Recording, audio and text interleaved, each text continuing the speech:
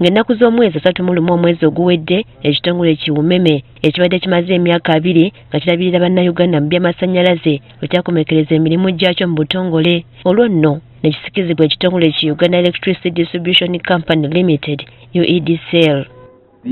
Okuva gavumenti we yalangirira nga Wumeme bwe yali egenda okuggalawo wabaddewo ebibuuzo eby'enjawulo ku butya bannayuganda bwe bagenda okolaganamu n'ekitongole ekijja.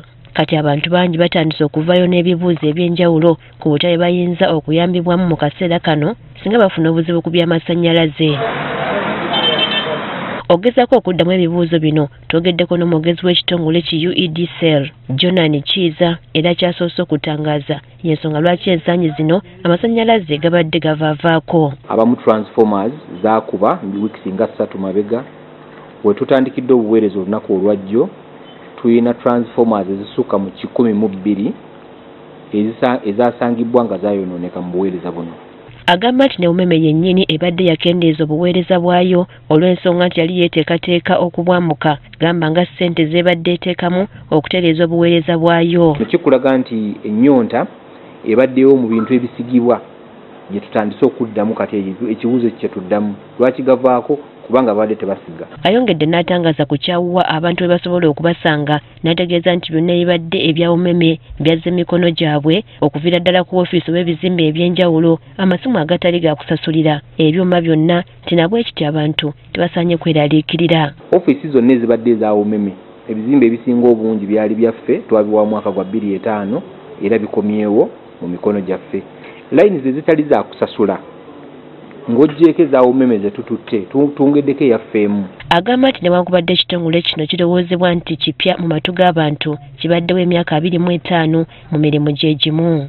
Ebitundu byonna Wumeme byataatwala mwaka gwa 2005 gavumenti yabisitula n'ebikwasa UEDCL etandika obiddukanya.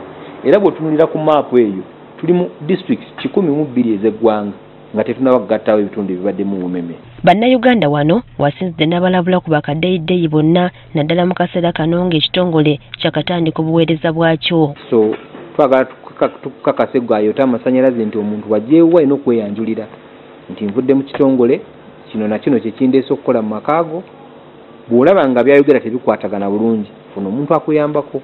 Era alabudde ne ku bantu ababajjako ssente okubawa obuweereza bwonna. Tugezaako okutambuliza obuweereza mu nteekateeka ey'omulembe awatali bantu bangi nnyo ne ssente z'empeke. Era waffe mu buweereza obwaffe ekintu ekiraga nti omuntu oyo mubbi bw'atandika okusaba ssente okuwa obuweereza awo ng'omanya oyo muntu muzibu. Ku nsonga y'okuba amasimu nga tegaddibwamu agamba nti olw'okubanga amasannyalaze gabadde gakyankalana mu bifo ebiwera abakuba baba bangi nga nabwe ekiti akuba n'atakwatibwa aba alina okugumiikiriza n'addamu nga wayiseewo akabanga. It is extremely high. So many people are calling in. So that is why some customers are saying they are facing challenges that the phone is not going through. Kwabo abemulugunya nti bafuna uniti ntono okusinziza ku ssente ze baba bataddeko annyonnyola nti obuzibu bwa butasasula musolo mu budde. Essente ezo mu ssente za Uganda ziri nnusu 13,306. Ssente ezo zisasulibwa buli mwezi ogutandika. Kakati ebiseera ebisinga abalaba TV ensobi ze tukola tugula amasannyalaze mangi ne tutagula buli mwezi.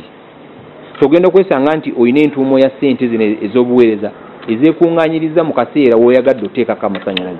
Wadde guli gutyo agamba nti ng'ekitongole tebalina kibajjula era byonna ebizibu ebibadde mu buweereza bw'amasannyalaze baakubikolako. Tweteeseteese bulungi. Gavumenti yatuwadde obuyambi bwa ssente kyetwandiise capital okusiga mu masannyalaze gano $1,50,000. Ezo ssente zijja tuyambako okulaba nga ebintu ebitambulizibwako obuweereza bitukagana n'omutindo ogw'ennyonta eriwo mu kaseera kano.